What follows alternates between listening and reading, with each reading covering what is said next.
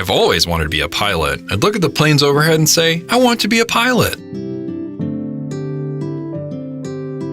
I've wanted to be a pilot since I was 5. When I was in a car accident, we had to hop onto a plane to fly back home because the car was no good. I remember seeing the wing to my left, and that had a profound impact on me. I fell in love with flying and couldn't stop talking about it after that. When I said I wanted to fly, my parents sat me down and explained that jets required radio communication. Since you're deaf, you can't do that. I was 8 years old and I was heartbroken.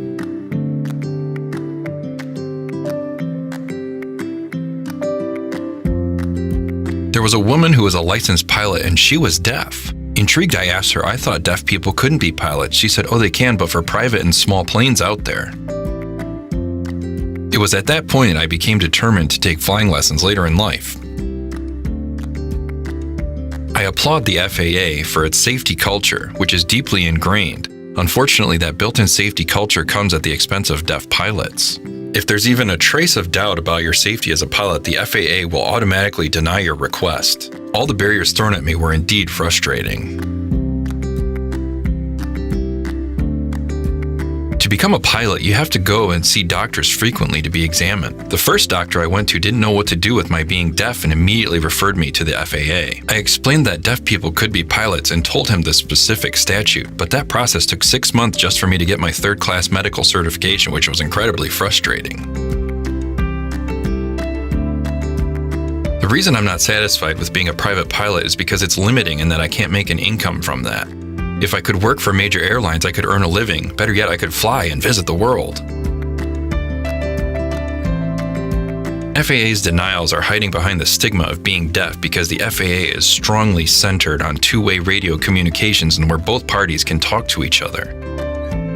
I've been a private pilot since 2014, and I have over 120 to 25 hours of flight time.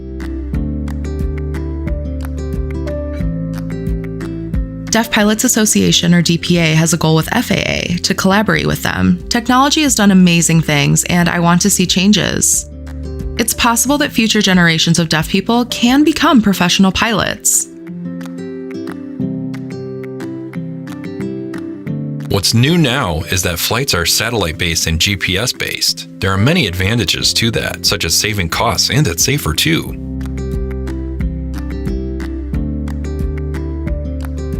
The proposal to FAA is that some things need to be adjusted to accommodate technology. They have plenty of funds, they can make those changes.